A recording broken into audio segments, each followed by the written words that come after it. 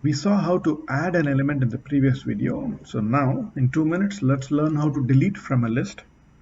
There are actually two ways to delete an item. We can delete by what is called its index or location.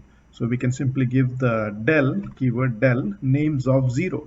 So whatever is in the 0th or the very first position of the list will get eliminated, will get deleted. We can also delete by value. You find that item. So you can say names dot remove, that's the keyword, Bob. So the first occurrence of the item Bob in the list will get removed. Now let's go over to Python and see this in action. Let's now look at how to delete items or remove items. We will look at it in two ways. First, here is my list of students with 5 names. I can say delete students square bracket 3. So we're deleting by position. We are deleting whatever item is in index number 3, position 3. So Alice, Bob, Chuck, Dana. So Dana will get removed. And here, see, Dana is not there. I can also say remove an item by its name. So I can say students.remove Bob.